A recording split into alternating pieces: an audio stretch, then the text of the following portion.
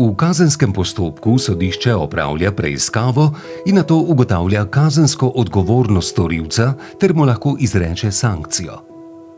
Alja se sredi belega dne sprehaja po središču mesta, kjer je okoli nje tudi množica ljudi. Za njo se pripelje Vid, ki izpod ramena iztrga torbico. Na policijski postaji Alja poda prijavo. Policist spiše kazensko ovadbo, ki jo pošlje na pristojno državno tožilstvo. Tožilstvo na sodišče vloži zahtevo za preiskavo zoper Vida, ki naj bi Alji ukradel torbico.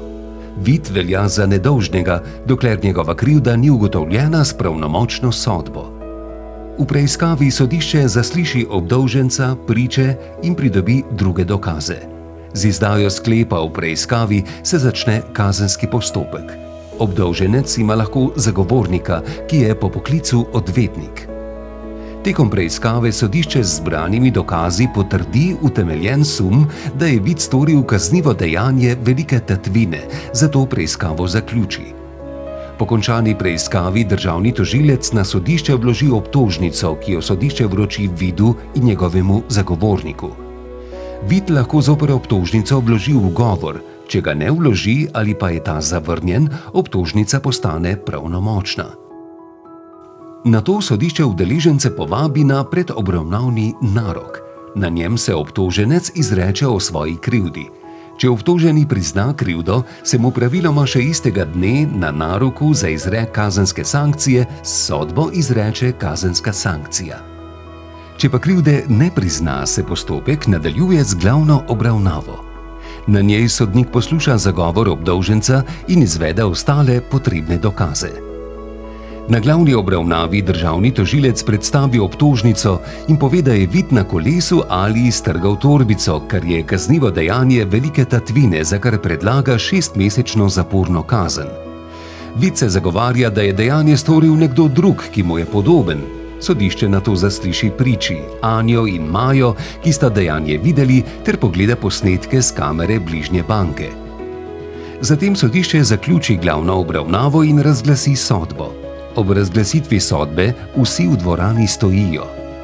V primeru ugotovitve, da je obdolženec kazensko odgovoren, se mu izreče kazenska sankcija, lahko pa tudi drugi ukrepi.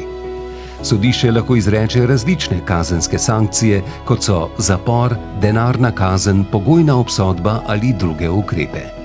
Zaradi ukradene torbice z dokumenti in denarjem je Alja v kazenskem postopku uveljavljala tudi premoženjsko-pravni zahtevek zoper Vida.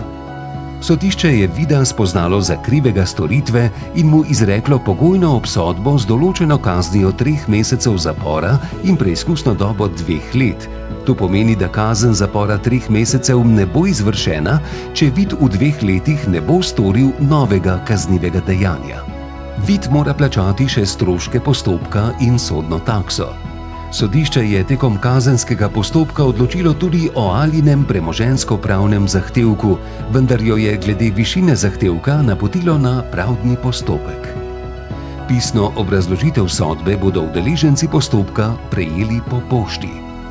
Če se bodo Vid, Alja ali državni tožilec pritožili zoper sodbo, bo o njej odločalo višje sodišče, sicer pa bo postala pravnomočna.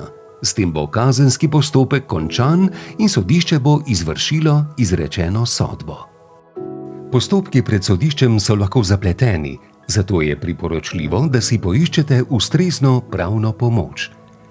Za več informacij obiščite spletno stran nasodiscu.si. Vsebine animacij ne predstavljajo pravnega nasveta ali stališča sodstva in nimajo pravnih posledic, temveč so le informativne narave.